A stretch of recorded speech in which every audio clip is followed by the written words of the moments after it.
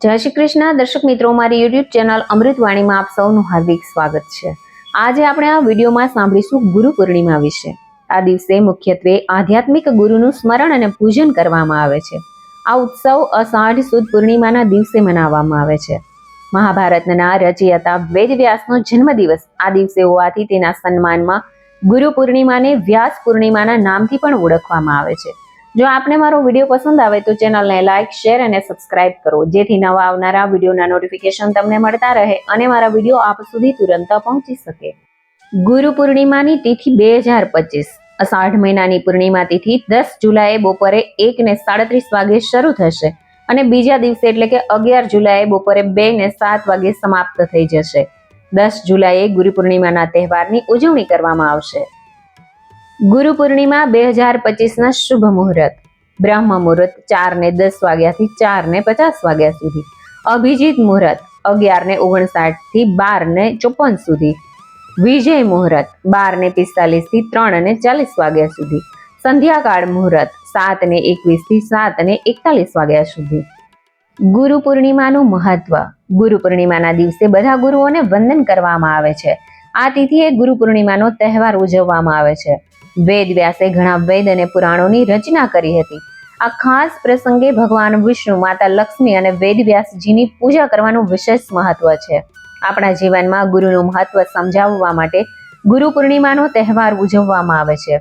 ગુરુ પૂર્ણિમા પર લોકો તેમના ગુરુઓને ભેટ આપે છે અને તેમના આશીર્વાદ મેળવે છે।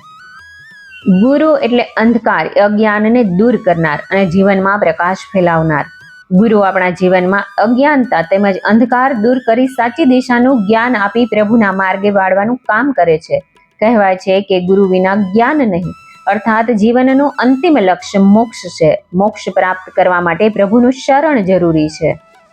ગુરુ પૂર્ણિમા એટલે મહાભારતના રચયિતા કૃષ્ણદેવરાયન વ્યાસજીનો જન્મદિવસ। તેઓ સંસ્કૃતના પ્રખંડ વિદ્વાન હતા। 4 વેદોની રચના પણ કરી। તે ખુશીમાં સારો સંસાર આ પવિત્ર દિવસને ગુરુ પૂર્ણિમા અષાઢ પૂનમ તરીકે ઉજવે છે। ગુરુ પૂર્ણિમાને વ્યાસ પૂર્ણિમા પણ કહેવાય છે। કબીર શિષ્ય ભક્ત કાલના સંત ધીરુદાસનો જન્મ પણ આ જ દિવસે થયો હતો। પ્રાચીન કાળમાં શિક્ષણ નિઃશુલ્ક હતું। એ સમયમાં ગુરુઓ પોતાના આશ્રમમાં શિષ્યોને તમામ પ્રકારનું શિક્ષણ પ્રદાન કરતા હતા। તેની ગુરુ દક્ષિણા સ્વરૂપે શિષ્યો આ વ્યાસ પૂર્ણિમાએ પોતાની યથાશક્તિ દાન દક્ષિણા આપી ઋણ મુક્ત થવાનો નમ્ર પ્રયાસ કરતા હતા। અન્ય ક્ષેત્રને બાદ કરતા સંગીત અને કલા ક્ષેત્રમાં આજે કલયુગમાં પણ ગુરુ શિષ્યના સંબંધ એ સમય જેવા જોવા મળે છે। ગુરુ પૂર્ણિમાની ઉજવણી સમગ્ર ભારત દેશમાં કરવામાં આવે છે। તમામ આશ્રમોમાં, શાળાઓમાં, મંદિરોમાં, ગુરુ સ્થાનોમાં ગુરુ મૂર્તિની પૂજા તેમજ ચરણ પાદુકાની પંચોપચાર પૂજા થાય છે। સાધક શ્રદ્ધાળુઓ પવિત્ર નદીઓમાં સ્નાન કરી ધન્યતા અનુભવે છે। તે ઉપરાંત ગુરુ પરંપરાને યાદ કરી તેમને નમન કરે છે। ગુરુની પવિત્ર પ્રસાદી અને આશીર્વાદ સ્વરૂપ તમામ દેવ મંદિરોમાં, આશ્રમોમાં પ્રસાદ ભંડારાનું આયોજન કરવામાં આવે છે। ભારતીય સંસ્કૃતિમાં ભગવાન કરતા ગુરુનું મહત્વ અધિક છે। ગુરુ આપણા જીવનમાં અજ્ઞાનતા તેમજ અંધકાર દૂર કરી સાચી દિશાનું જ્ઞાન આપી પ્રભુના માર્ગે વાળવાનું કામ કરે છે। કહેવાય છે કે ગુરુ વિના જ્ઞાન નહીં, અર્થાત જીવનનું અંતિમ લક્ષ્ય મોક્ષ છે। મોક્ષ પ્રાપ્ત કરવા માટે પ્રભુનું શરણ જરૂરી છે। પ્રભુનું શરણ ગુરુ વિના સંભવ નથી। માટે આપણે ઘર સંસાર રૂપી સાગરમાં જીવનની નૌકાને પાર કરાવનાર ગુરુ એકમાત્ર છે। નેપાળમાં ગુરુ પૂર્ણિમાની ઉજવણી નેપાળમાં બુદ્ધ પૂર્ણિમા તરીકે ઓળખાય છે। ત્રિલોક ગુહા પૂર્ણિમા પણ કહેવાય છે। શાળાના વિદ્યાર્થીઓ ખૂબ મોટો દિવસ મનાવે છે। વિદ્યાર્થીઓ સ્વદેશી વસ્તુમાંથી બનાવેલા કપડાં, માળા શિક્ષકોને અર્પણ કરીને ઋણ ચૂકવે છે। જૈન અનુસાર આ દિવસથી ચાતુર્માસ પ્રારંભ થાય છે। 24મા તીર્થંકર મહાવીર સ્વામીએ કૈવલ્ય પ્રાપ્ત કરીને ઇન્દ્રભૂતિ ગૌતમ તરીકે ઓળખાયા। બાદમાં તેઓ ગૌતમ સ્વામી તરીકે પ્રસિદ્ધ થયા। આ રીતે ત્રિલોક ગુહા બન્યા। તેથી આ પૂર્ણિમા ત્રિલોક ગુહા પૂર્ણિમા તરીકે ઓળખાય છે। બૌદ્ધ ધર્મમાં આ દિવસે પ્રથમ ઉપદેશ ભારતના ઉત્તર પ્રદેશમાં સારનાથમાં અપાયો હતો। તેથી વિશેષ મહત્વ કહેવાય છે। ગુરુ વિના જ્ઞાન મળી શકતું નથી, એટલે જ શ્રી રામ, શ્રી કૃષ્ણ અને હનુમાનજીએ પણ ગુરુ બનાવ્યા હતા। ગુરુ પૂજાનો મહાપર્વ ગુરુ પૂર્ણિમા આજે છે। દર વર્ષે અષાઢ મહિનાની પૂર્ણિમાએ આ ઉત્સવ ઉજવવામાં આવે છે। ગુરુનું મહત્વ ભગવાનથી પણ ઊંચું માનવામાં આવે છે। એટલે દેવતાઓએ પણ ગુરુ પાસેથી જ્ઞાન પ્રાપ્ત કર્યું હતું. શ્રી રામે ઋષિ વશિષ્ઠ અને વિશ્વામિત્ર પાસેથી જ્ઞાન પ્રાપ્ત કર્યું હતું. શ્રી કૃષ્ણના ગુરુ સાંદીપની હતા. હનુમાનજીએ સૂર્યદેવને પોતાના ગુરુ બનાવ્યા હતા. હનુમાનજીએ આ રીતે જ્ઞાન પ્રાપ્ત કર્યું હતું. હનુમાનજી જ્યારે શિક્ષા ગ્રહણ કરવા યોગ્ય થયા ત્યારે તેમના માતા પિતા અંજની અને કેસરીએ તેમને સૂર્યદેવ પાસે મોકલ્યા. માતા પિતાએ હનુમાનજીને સમજાવ્યા કે તેઓ સૂર્યદેવને ગુરુ બનાવે અને તેમની પાસેથી જ જ્ઞાન પ્રાપ્ત કરે. માતા પિતાની આજ્ઞા માનીને હનુમાનજી સૂર્યદેવ પાસે પહોંચ્યા. હનુમાનજીએ સૂર્યદેવને ગુરુ બનવા માટે પ્રાર્થના કરી. ત્યારે સૂર્યએ કહ્યું કે હું તો એક ક્ષણ માટે પણ ઊભો રહી શકું તેમ નથી અને રથ પરથી ઉતરી પણ શકું તેમ નથી. આવી સ્થિતિમાં હું તને શાસ્ત્રોનું જ્ઞાન કઈ રીતે આપી શકું? સૂર્યદેવની વાત સાંભળીને હનુમાનજીએ કહ્યું કે તમે તમારી ગતિ અટકાવ્યા વિના મને શિક્ષા આપો. હું તમારી સાથે ચાલીને જ જ્ઞાન ગ્રહણ કરીશ. સૂર્યદેવ આ વાત માટે તૈયાર થઈ ગયા. સૂર્યદેવ વેદ આદિ શાસ્ત્રોનું રહસ્ય બોલતા અને હનુમાનજી શાંત ભાવથી તે ગ્રહણ કરતા હતા. આ પ્રકારે સૂર્યની કૃપાથી હનુમાનજીને શિક્ષા પ્રાપ્ત થઈ હતી. ગુરુ પૂર્ણિમાના દિવસે આ રીતે ગુરુ પૂજા કરો. ગુરુ પૂર્ણિમાએ પોતાના ગુરુને ફૂલનો હાર અર્પણ કરો. ગુરુની સેવા કરો. પોતાની શક્તિ પ્રમાણે ધન, નવા વસ્ત્ર, શોલ, શ્રીફળનું દાન કરો. ગુરુના આશીર્વાદ પ્રાપ્ત કરો. શિવલિંગ ઉપર દૂધ ચડાવો. ઓમ નમઃ શિવાય મંત્રનો જાપ કરો. શિવલિંગ ઉપર બીલીપાન અને ફૂલ ચડાવો. ધૂપ દીપ પ્રગટાવીને આરતી કરો. હનુમાનજી સામે દીવો પ્રગટાવો અને હનુમાન ચાલીસાનો પાઠ કરો. તમે ઈચ્છો તો ઓમ રામદૂતાય નમઃ મંત્રનો જાપ પણ કરી શકો છો. ગુરુ પૂર્ણિમાએ સૂર્યદેવને અર્ધ્ય અર્પણ કરો. ઓમ સૂર્યાય નમઃ મંત્રનો જાપ કરો. કોઈ ગૌશાળામાં ધન અને લીલા ઘાસનું દાન કરો. ગુરુ ગોવિંદ દોનો ખડે કાકે લાગુ પાય, બલિહારી ગુરુ આપને ગોવિંદ દિયો બતાય. અષાઢ સુદ પૂનમ એટલે ગુરુ પૂર્ણિમા. વ્યાસ પૂર્ણિમા. ગુરુ પૂર્ણિમા એક ભારતીય અને નેપાળી આધ્યાત્મિક અને શૈક્ષણિક શિક્ષકો માટે સમર્પિત તહેવાર છે. આ તહેવાર પરંપરાગત રીતે હિન્દુ, જૈન અને બૌદ્ધ દ્વારા ઉજવવામાં આવે છે. તેમના શિક્ષકો પ્રત્યે કૃતજ્ઞતા વ્યક્ત કરવા માટે. ગુરુ પૂર્ણિમા એટલે ગુરુ અને શિષ્યના પવિત્ર સંબંધો ગાઢ બનાવતું પર્વ. સદગુરુ શિષ્યના જીવનને દિશા આપે છે. આ પર્વ નિમિત્તે દરેક શિષ્ય પોતાના ગુરુને નમન કરીને આશીર્વાદ મેળવતો હોય છે. ઈશ્વર અને માતા પિતાની જેમ જ ગુરુનું સ્થાન ઊંચું અને પૂજનીય છે. ગુરુ એ દિવ્ય જ્યોતિ છે જે આપના માર્ગમાં પ્રકાશ રેલાવે છે. જીવન યાત્રાને પાર પાડવા ગુરુ પથદર્શકની ભૂમિકા ભજવે છે. ગુરુ એટલે અજ્ઞાન રૂપી અંધકારમાંથી જ્ઞાન રૂપી પ્રકાશ આપી જીવન નૈયાને તારનાર. બાળક નાનું હોય અને શાળાના પગથિયા ભરે ત્યારથી ગુરુનું કાર્ય શરૂ થઈ જાય છે. જીવનની દરેક પળે ગુરુની જરૂરિયાત વર્તાય છે અને દરેક પળને સુશોભિત કરનાર આ મહાન આત્માને યાદ કરવાનો અવસર એટલે ગુરુ પૂર્ણિમા. ગુરુ એટલે પ્રેરણાની મૂર્તિ. આ પાવન અવસરે ગુરુનું ધ્યાન કરવું અને ગુરુની પૂજા કરવી. ભગવાન રામ હોય કે કૃષ્ણ, તેઓને પણ જીવનનો ઉપદેશ આપનારા ગુરુઓ જ હતા. ગુરુનું કામ દિશા આપવાનું છે. ગુરુ એટલે દિવ્યતાના માર્ગ ઉપર દોરી જનાર પથદર્શક. ગુરુ પૂર્ણિમા ઉજવવા પાછળ બે મુખ્ય કારણ હોય છે.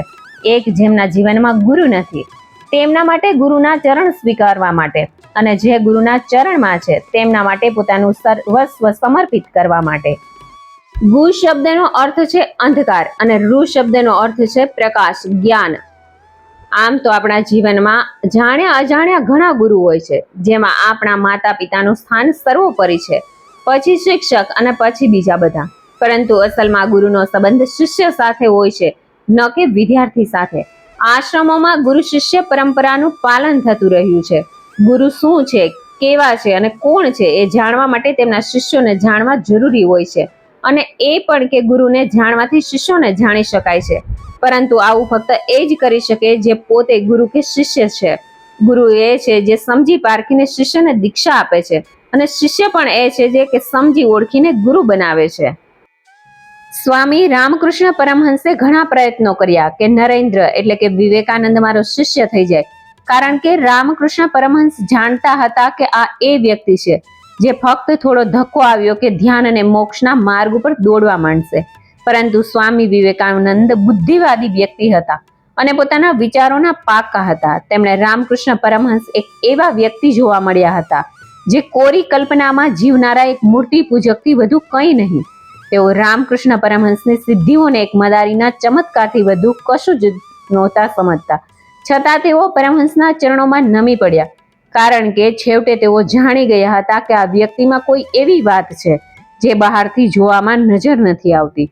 ટૂંકમાં એ જાણવું જરૂરી છે કે આપણે કોને ગુરુ બનાવી રહ્યા છીએ, કોઈના વિચારોથી, ચમત્કારોથી કે તેમની આસપાસ ભક્તોની ભીડથી પ્રભાવિત થઈને તો તેને ગુરુ નથી બનાવી રહ્યા ને. જો આવું હોય તો આપ યોગ્ય માર્ગ ઉપર નથી. ગુરુ અને શિષ્યની પરંપરા આવા અનેક ઉદાહરણ છે જેના વિશે જાણીને કહી શકીએ કે ગુરુને શિષ્ય અને શિષ્યને ગુરુ બનાવવામાં કેટલી મુશ્કેલીનો સામનો કરવો પડ્યો. ગુરુ શિષ્યના સંબંધને નાત, જાત, ધર્મ, દેશના વાડા નથી નડતા. ગુરુ પ્રત્યે ઋણ અદા કરવાનો અવસર એટલે ગુરુ પૂર્ણિમા. આપણી સંસ્કૃતિમાં ગુરુનું મહત્વ અદ્વિતીય છે. શિષ્યને સજાગ કરી, સંશયોને દૂર કરી ઘડતરનું કામ કરે તે ગુરુ. ગુરુ એટલે જરૂરી નથી કે શિક્ષણ આપે તે જ ગુરુ. વાસ્તવમાં કોઈ પણ કળા, કારીગરી, સંગીત, ખેલ જેવા દરેક ક્ષેત્રમાં પારંગત થતો વ્યક્તિ કોઈ એક વ્યક્તિના માર્ગદર્શન હેઠળ શીખે તે ગુરુ. કચ્છમાં પણ વિવિધ કળામાં નિપુણ લોકો વસે છે. ગામડા ગામમાં એવા કલાકારો છે જે ટોચના સ્થાને પહોંચ્યા છે અથવા તેમના શિષ્યોએ વિશ્વમાં ઓળખ ઊભી કરી છે. આજે ગુરુ પૂર્ણિમાના દિવસે આવા જ થોડા વ્યક્તિને યાદ કરીએ કે જેઓ તેમના ગુરુને યાદ કરી શિષ્યોને શિક્ષણ આપે છે. ભારતીય સંસ્કૃતિ અને આધ્યાત્મિક પરંપરામાં ગુરુ તત્વ, ગુરુદેવનું મહત્વ, મહાત્મય સર્વોચ્ચ સ્થાન ઉપર છે. તેથી ધાર્મિક પરંપરામાં ગુરુદેવનું સ્થાન સર્વોત્કૃષ્ટ છે. આથી જ ગુરુ પૂર્ણિમાનું મહાપર્વ ભાવ વિભોર વાતાવરણમાં રસબસ બની ઉજવવામાં આવે છે. ગુરુની પૂજા, ચરણ સ્પર્શ અને યથાશક્તિ ભેટ એ ગુરુ પૂર્ણિમાનો મહાભાવ છે. આ પ્રસંગ એવો છે કે તે ઉજવીને ગુરુ પ્રત્યેનું આપણું ઋણ અદા કરવાનું છે. આ તો પવિત્ર પર્વ છે કારણ કે ગુરુ સદાય શિષ્યના કલ્યાણ માટે વિચારતા હોય છે અને શિષ્ય એમની કૃપા થકી જીવનને ધન્ય ધન્ય બનાવી શકે છે. પ્રભુ પ્રત્યક્ષ દેખાતા નથી એટલે મનુષ્યના આત્મકલ્યાણ માટે કોઈ માધ્યમ તો જોઈએ ને. એટલે ગુરુ પ્રત્યક્ષ દેવ છે. ભગવાને જ ગુરુ રૂપી એક માં છે. શિષ્યનું અંતિમ ધ્યેય પ્રભુ પ્રાપ્તિ છે જે ગુરુ કૃપાથી સાપેક્ષ થાય છે. ગુરુ પર શ્રદ્ધા રાખે અને અટલ અચળ વિશ્વાસથી ગુરુ શરણમાં જાય તો શિષ્યના ઉત્કર્ષ માટેની સર્વશક્તિ પરમાત્મા ગુરુને પ્રદાન કરે છે અને ગુરુ શિષ્યનું કાર્ય કરવા શક્તિ મગ્ન બને છે. ગુરુ શરણાગત જીવને સાધન બતાવે છે, જીવનના લક્ષ્યની યાદ આપે છે, જ્ઞાન આપે છે. તેમની કૃપાથી સુખ સંપત્તિ તો મળે જ છે પરંતુ ભક્તિ અને પ્રભુ કૃપા પણ મળે છે. માટે સાધક માટે સર્વપ્રથમ ગુરુ શરણાગતિ આવશ્યક છે. સદગુરુમાં અનન્ય નિષ્ઠા સિવાય ઉપાસના પૂજા અધૂરા છે. તેમણે આપેલા ગુરુ મંત્રમાં મનની અસ્થિરતા દૂર કરવાની શક્તિ હોય છે. પ્રભુને પ્રભુદેવ કહેવામાં નથી આવતું પરંતુ જ્યારે ગુરુને ગુરુદેવનું સ્થાન, સન્માન અને મોભો આપવામાં આવેલ છે. બાળક જ્યારે પોતાની અબોધ અવસ્થામાં હોય છે ત્યારે માતા પિતા વગેરે પરિવારજન પ્રેમાવિષ્ટ થઈને તેની સંભાળ રાખે છે. એમના સહવાસમાં બાળકને સંસ્કાર મળે છે.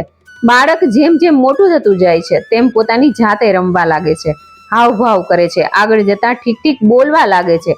આ અવસ્થામાં માતા પિતા વગેરે પરિવારજન એના માટે ગુરુનું કાર્ય કરે છે. તેથી આગળ જતા બાળક વિશેષ જ્ઞાન સંપાદન માટે વિદ્યાલયમાં જાય છે. અહીં તેના વિદ્યાગુરુ અક્ષર જ્ઞાન કરાવે છે. ધીરે ધીરે તે શિક્ષિત બનીને અનેક વિષયોમાં પારંગત થઈ જાય છે. તદંતર એ પોતાની બુદ્ધિ વૈભવથી આર્થોપાર્જન વગેરે કાર્યોમાં સફળ થતા પોતાના લૌકિક જીવનને સુખમય બનાવવાના કાર્યોમાં લાગી જાય છે. હૃદયમાં જ્ઞાનનો દીપક પ્રગટાવવાવાળા સાક્ષાત ભગવાન ગુરુદેવ જ છે પરંતુ પ્રત્યક્ષ ગુરુને પોતાના માધ્યમ બનાવે છે. ભગવદ્ ગીતા કહે છે કે કૃષ્ણ વંદે જગદગુરુ. કૃષ્ણ તો આખા જગતના છે. જેઓ ગુરુરૂપી માધ્યમો દ્વારા શિષ્યોનું કલ્યાણ કરે છે. ગુરુ ભગવાન કૃષ્ણને સાંદીપની, શ્રીરામને વશિષ્ઠ ગુરુ સ્થાન અને મોટા મોટા મહાત્માઓ, સંતો અને ભક્તોને પણ ગુરુ હોય છે. શિષ્યને જો પોતાના સ્વરૂપ અને કર્તવ્યનો બોધ મળી જાય તો ગુરુનું દિવ્ય સ્વરૂપ તેના હૃદયમાં પ્રગટ થઈ જાય છે. સદગુરુ દેવ કી જય બોલાય છે. સદ એટલે સાચું અને સાચું એટલે સત્ય. વળી સત્ય એટલે પ્રભુ પોતે. આમ ગુરુ ગોવિંદ સમાન ગણવામાં આવેલ છે. કેટલાકના મતે તો ગુરુને ગોવિંદથી પણ ઉપર ગણેલ છે. રામ કરતા રામના નામમાં વધારે શક્તિ છે તેમ ગોવિંદ કરતા પણ તેના સ્વરૂપે બિરાજતા ગુરુમાં ગોવિંદે વધુ શક્તિ પ્રદાન કરેલ છે. જેમાં ભક્ત અને ભગવાનનો સંબંધ નિષ્ઠા અને અનન્યતા પર નિર્ભર છે. તેમ ગુરુ અને શિષ્યના સંબંધનું પણ એવું છે. નિષ્ઠા અને અનન્યતા શું કરી શકે છે તેનો સુંદર દાખલો છે કે શ્રી કૃષ્ણની બંસરીના અવતાર શ્રી હિત હરિવંશ મહાપ્રભુજીની પ્રશંસા સાંભળીને શ્રી દામોદર દાસ સેવકજી મહારાજે તેમને જોયા નહોતા, મળ્યા નહોતા, દર્શન કર્યા નહોતા, છતાં અનન્ય નિષ્ઠાથી મનોમન મહાપ્રભુજીને સેવકજીએ ગુરુ તરીકે સ્વીકારી લીધા. થોડા સમય પછી જ્યારે શ્રી સેવકજી મહાપ્રભુજીને વૃંદાવનમાં તેમને મળવા ગયા ત્યારે મહાપ્રભુજી શ્રી રાધારાણીની સેવામાં નિકુંજમાં પધારી ગયા હતા. પરંતુ સેવકજી તો પૂર્ણ નિષ્ઠાથી ગુરુ ભક્તિમાં બેસી ગયા. પરિણામ સ્વરૂપ શ્રી હરિવંશ નિકુંજમાંથી આવીને શ્રી સેવકજીને સ્વપ્નમાં દર્શન આપી ગુરુ મંત્ર આપ્યો. એની વાણી રચનાની શક્તિ પણ આપી, જેના આધારે સેવકજીએ સેવકવાણી નામક સિદ્ધાંત ગ્રંથની રચના કરી દીધી. આવી રીતે એકલવ્યજીનો દાખલો પણ જગ જાહેર છે. ગુરુ શબ્દમાં ગુકાર એ અંધકાર છે અને રુકાર એ રાધીનાર છે. અંધકાર અજ્ઞાતનો નાશ કરે છે, માટે જ તેઓ ગુરુ કહેવાય છે. જો કે આ જગતમાં જનની, જનક અને ગુરુનું ઋણ કદી ચૂકવી શકાતું નથી. સંસ્કૃતિના ઇતિહાસમાં ગુરુ પૂજનનો મહિમા છે. પૌરાણિક ઇતિહાસ મુજબ સૌ પ્રથમ ભગવાન વેદવ્યાસનું પૂજન નૈમિષારણ્યમાં વસતા સોનક ઋષિએ કર્યું હતું.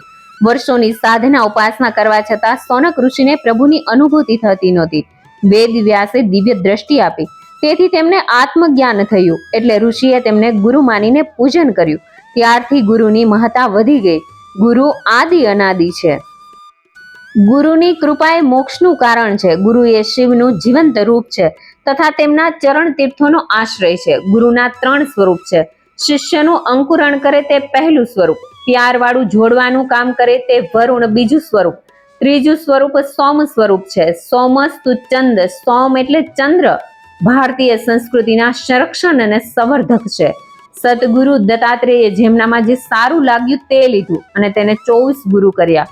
ગુરુ સાકાર ઈશ્વરીય પ્રતિમા છે. ગુરુ કીજે જાનકર ઓર પાણી પીજે છાન પ્રમાણે ગુરુ સમજીને કરવા જોઈએ. પરંતુ એક વખત ગુરુ કર્યા પછી તેમનામાં અનન્ય નિષ્ઠા રાખવી જોઈએ.